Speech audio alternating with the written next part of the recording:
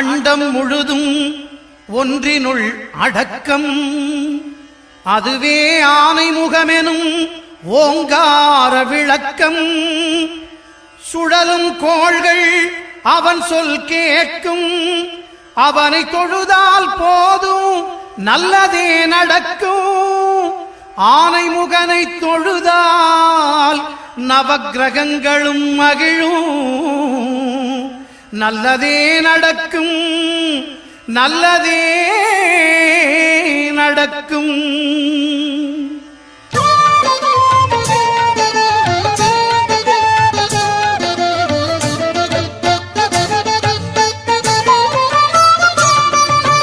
ஒன்பது கோளும் ஒன்றாய் காண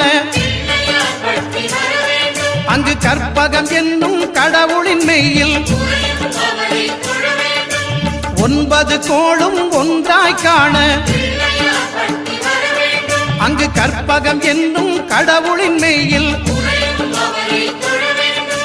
சூரியன் முதலாய் 9 கிரகமும் பலவித குணங்களை கொண்டிருக்கும். எங்கள் கற்பக தருவில் அவை வரும்போது ஒன்றாய் சேர்ந்து பலனளிக்கும்.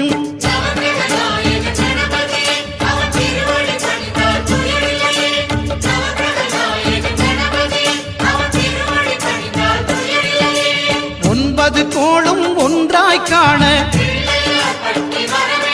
அங்கு கற்பகம் என்னும் கடவுளின் மெய்யில்.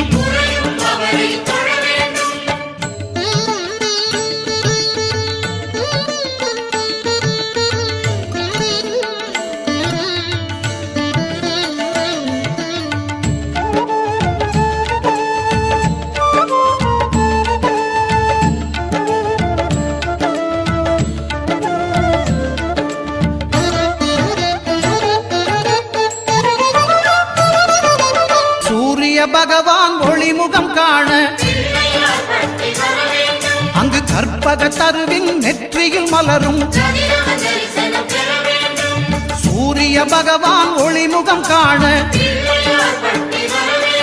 அங்கு கற்பக தருவின் நெற்றியில் மலரும். இருளை விலக்கி உலகை எழுப்பும் ஞாயிறு அங்கே குடியிருப்பான். அவன் ஆனை முகத்தனின் அடியவர் மனத்தில் ஒளியாய் வந்து கொலுவிருப்பான்.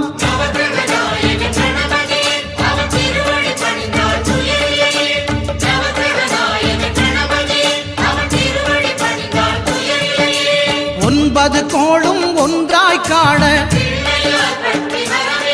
அங்கு கற்பகம் என்னும் கடவுளின் மெய்யில்.